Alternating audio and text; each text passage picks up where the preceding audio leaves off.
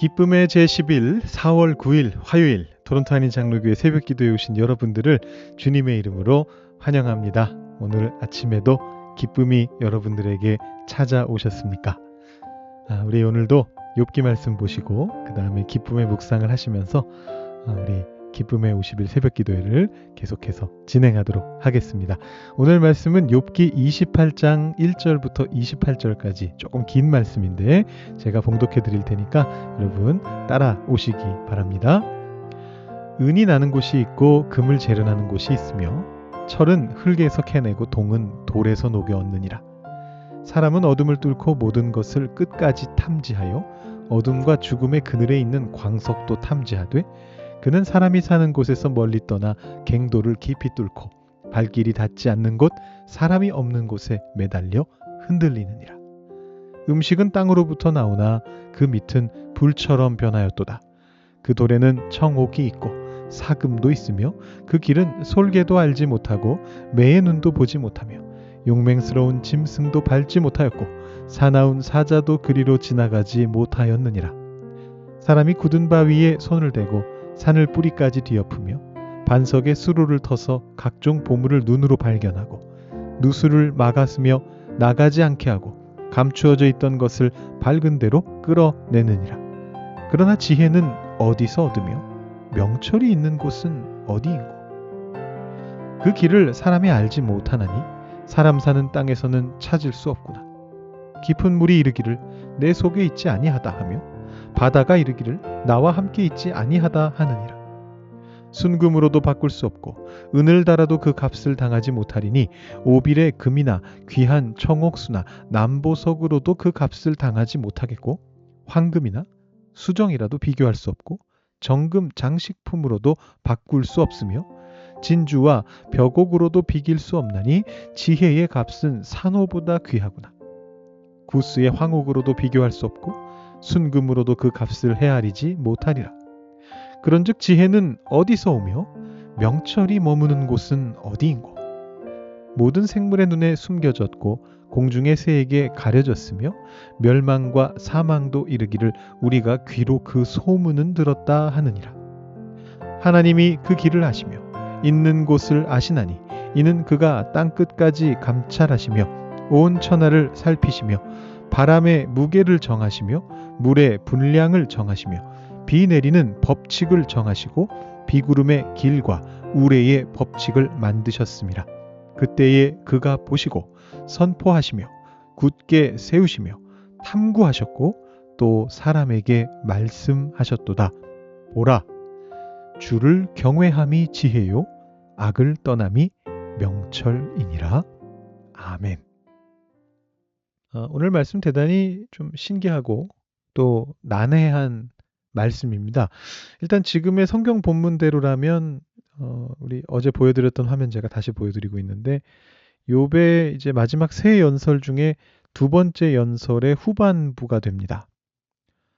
그 중에 27장은 우리가 뭐 소발의 말로도 볼 수 있고 욥의 말로도 볼 수 있고 섞인 걸로 볼 수도 있고 욥이 그냥 남의 말을 인용하고 있는 거다 이렇게 볼 수도 있다고 말씀드렸는데 자 문제는 28장 오늘 본문이 문제인데요.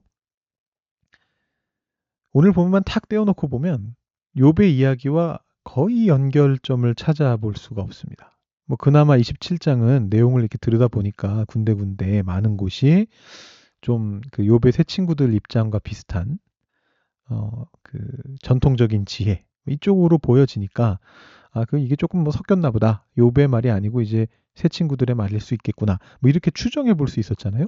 근데 오늘 말씀은 그런 어떤 추정조차도 불가능합니다. 일단 말씀 안에 등장하는 인물이 없습니다. 이 앞에까지 모든 말씀은 1인칭이었거든요.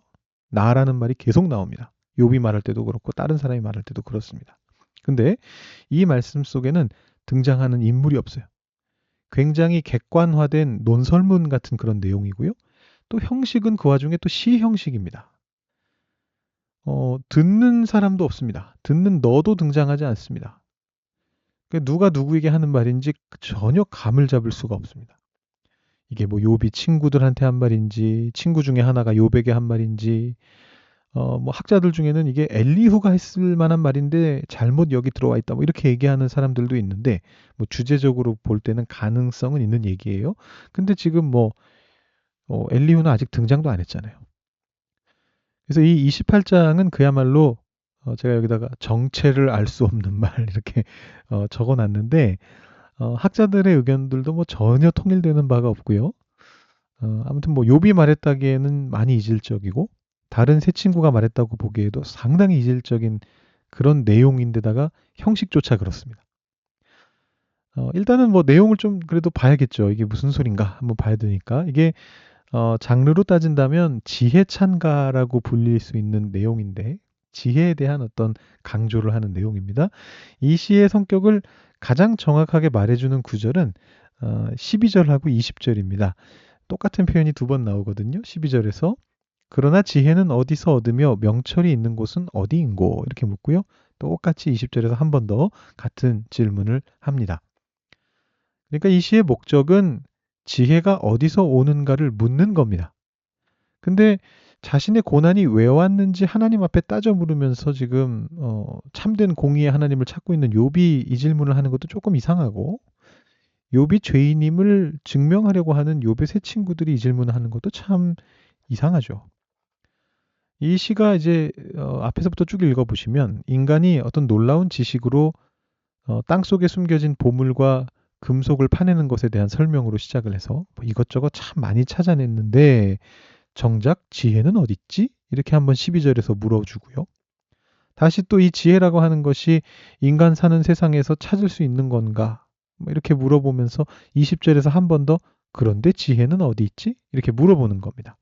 그리고 답은 어디에서 주어지느냐 하면 맨 마지막 절에 가서 주어집니다. 27절, 28절 보시면 그때에 그가 보시고 선포하시며 굳게 세우시며 탐구하셨고 또 사람에게 말씀하셨도다. 보라, 주를 경외함이 지혜요, 악을 떠남이 명철이니라. 주를 경외함이 지혜다 이렇게 말하는데요. 참 아주 좋은 말입니다만 이게 욥의 상황이나 욥의 세 친구들의 관심과는 참 다르죠. 뭐 학자들도 다양한 의견을 내는 마당에 이 말씀을 완벽하게 한 큐에 설명할 수 있는 방법은 없다라고 봐야 되겠고요.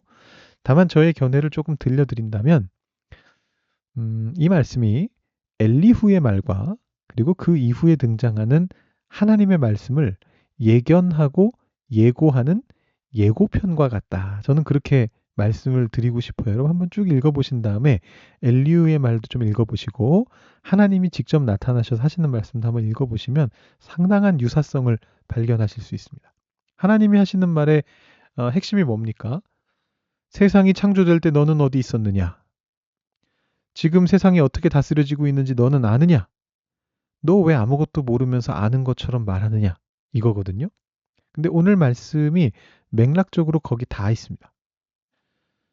근데 이런 해석을 안 좋게 보는 학자들이 있습니다. 왜냐하면 이 욥기의 특징 중에 하나가 아주 결정적인 특징이 인간들의 대화가 마구 그냥 오가면서 서로 자기 입장만 이렇게 주장하다가 하나님이 거기에서 꽝 하고 나타나셔서 반전을 확 주는 거거든요. 근데 여기 28장에서 그 핵심 내용이 미리 유출되면 그거는 쉽게 말해서 스포일러거든요. 무슨 말이냐 하면 하나님의 말씀의 그 반전 효과를 감소시킨다는 겁니다.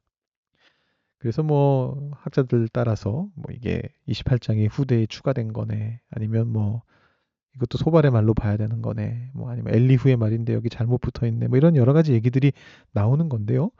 저는 뭐 지금 형태대로 욥의 말이라고 봐도 괜찮을 것 같습니다. 왜냐하면 하나님의 역동성은 미리 유출된다고 해서 감소되지 않거든요. 우리가 그냥 문학적으로만 생각한다면 하나님의 어떤 그 위대하심이 여기서 미리 한번 스포가 되면 이게 반전이 좀 약화되는 거 아닌가 이런 생각이 들 수 있는데 여러분 우리가 하나님에 대해서 아무리 안다고 생각해도요. 진짜 하나님을 만나면 아 내가 알고 있던 게 진짜가 아니구나. 그림자구나. 라는 걸 금방 깨닫게 됩니다. 28장에서 욥이 뭐 이런 말을 했다고 해서 하나님의 말씀과 유사한 말씀을 했다고 해도 하나님이 그리고 직접 나타나셔서 어찌 보면 똑같은 얘기를 또 하신다고 하더라도 그 하나님의 말씀의 의미와 권위가 약화되지 않는다는 겁니다. 우리가 직접 하나님을 눈앞에서 보고 있다라고 생각하면 그것을 알 수 있게 됩니다. 오히려 욥이 제대로 된 뜻도 모르고 했던 이 말의 진정한 참 의미를 발견하게 되는 것이다. 저는 그렇게 주장을 해봅니다. 자, 아무튼 배경적으로 볼 때는 오늘 말씀이 참 모호한 말씀인데요. 여러분 내용만 한번 보시면서 우리는 도대체 어떻게 하나님을 아는 지식으로 다가갈 것인가? 어떻게 하면 우리가 그 하나님을 만나 뵐 수 있고 그 하나님으로부터 깨달음을 얻을 수 있을 것인가? 이런 쪽에 조금 포커싱 해가지고 여러분 묵상해 보시면 좋을 것 같습니다. 여러분 시간을 내셔서 한번 묵상해 보시기로 저랑 약속하시고요. 지금 이 시간은 기도하고 기쁨의 묵상으로 넘어가겠습니다. 하나님 아버지 감사합니다. 오늘 28장의 지혜 찬가를 우리가 살펴봤습니다. 인간도 참 많은 능력들을 가지고 있고 동물들이 하지 못하는 일들을 행하고 이 땅 위에서 많은 놀라운 일들을 행하고 있지만 그러나 그 지혜가 어디에서 오는가? 이 질문을 우리가 던질 수 있게 되기를 원합니다. 하나님께로부터 오는 참된 그 지혜를 우리가 갈구하게 하시고 간구하게 하시고 우리가 살아가는 이 삶 속에서 주님을 진정으로 만나서 주님이 우리에게 깨닫게 하시는 놀랍게 깨닫게 하시는 그 지혜를 가지고 이 땅을 살아갈 수 있는 저희들 될 수 있도록 주님 인도하여 주시옵소서. 오늘 하루도 주님께서 그렇게 해주시기를 믿으며 우리가 또한 주님께서 우리에게 베풀어 주실 부활의 기쁨 가지고 나아가기를 소망하며 예수님의 이름으로 기도드립니다. 아멘. 오늘 기쁨의 묵상 시간에는요. 예수는 믿는데 기쁨이 없어서 이 책의 8장을 보도록 하겠습니다. 8장 제목은 환희의 몸짓이라는 제목이고요. 요한복음 20장 20절 말씀 하반절 말씀이 먼저 주어져 있습니다. 제가 요한복음 20장 20절 말씀 먼저 읽어드리고 나서 책의 내용을 쭉 한번 읽어드리겠습니다. 요한복음 20장 20절 하반절 말씀 제자들이 주를 보고 기뻐하더라. 제자들은 부활하신 예수님을 다시 만난 큰 기쁨을 어떻게 표현했을까?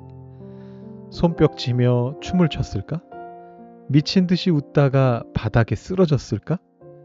허공에 주먹을 내지르며 야호! 하고 외쳤을까? 위 구절처럼 매우 기뻐할 때 사람들은 어떻게 할까?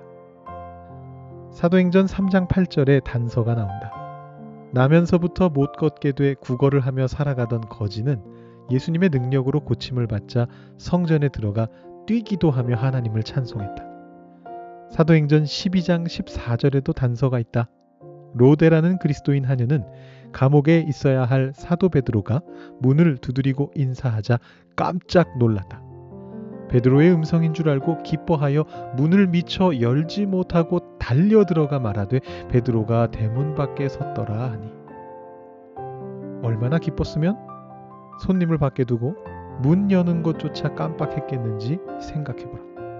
기쁨에 겨우면 사람들은 제정신을 잃고 이상하게 행동하고 실없는 짓을 할 수 있다. 역사상 가장 행복했던 성인의 하나인 로렌스 형제는 때로 주님의 기쁨을 도저히 억누를 수 없어 미친 사람처럼 마구 소리치고 노래하고 춤추곤 한다고 고백했다. 그를 곁에서 지켜본 한 지인은 이렇게 말했다.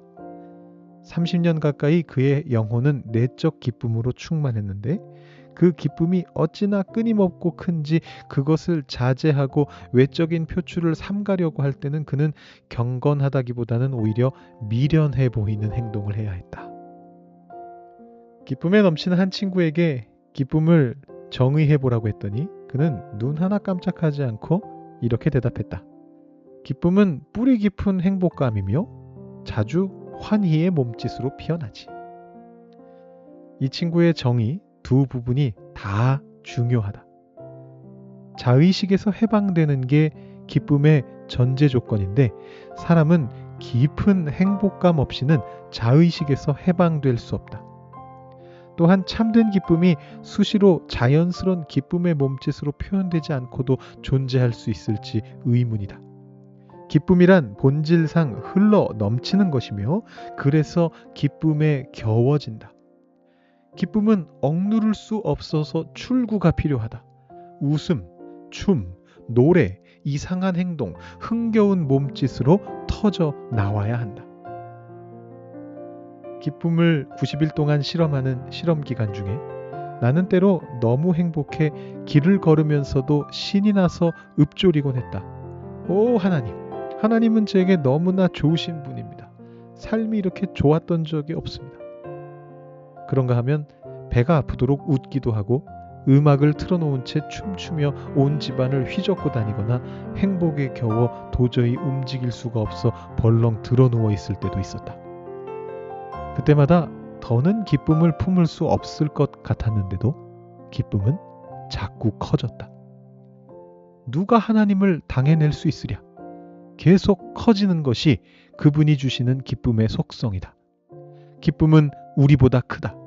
우리는 도저히 기쁨을 다 품을 수 없다. 시편은 비록 고뇌로 가득 차 있지만 성경의 모든 책 중에서 환희의 몸짓이 가장 많이 표현되어 있다. 여러 표현들 중에 시편 65편을 보면 작은 산들이 기쁨으로 띠를 띄었고 골짜기가 즐거이 외치고 또 노래한다 라는 장면이 나온다. 시편 65편은 기쁨을 이기지 못해 하나님의 언약궤 앞에서 옷이 벗겨진 줄도 모르고 춤을 추던 위대한 왕 다윗이 썼다. 그의 춤은 어떤 모습이었을까? 엄숙하고 장중하며 위험에 찬 예배였을까? 아니, 그보다는 넘쳐 흐르는 환희의 몸짓, 신나는 뜀박질, 송아지가 뛰노는 모습, 순전한 생의 희열에 더 가까웠을 것이다. 내가 보니 환희의 몸짓이 가장 풍성한 이들 중 더러는 비참한 상실을 겪었다.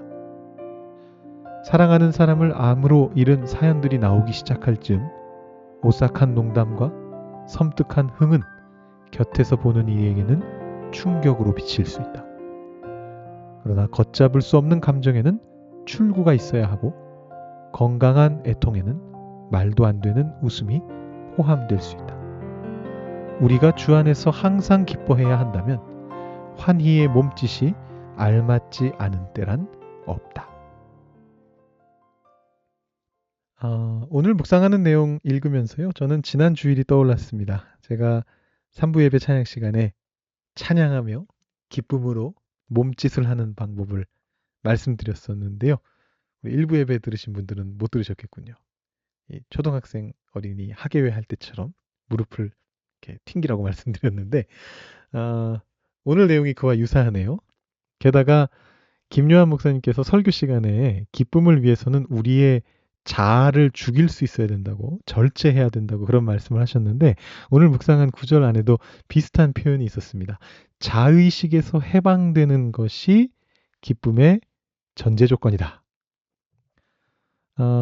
나의 생각에, 나의 체면에, 나의 욕심에 너무 잡혀 있으면 기뻐할 수 없습니다. 거기에서 풀려나면 자유로운 기쁨을 누릴 수 있게 되는 거죠. 우리 성도 여러분들께서도 몸짓으로 하나님을 기뻐하실 수 있으시기를 바라면서 또 자유로운 해방의 기쁨을 누리실 수 있기를 바라면서 오늘 기쁨의 묵상을 마칩니다. 여러분들께서 개인적으로 계속 묵상해 보시기 바랍니다.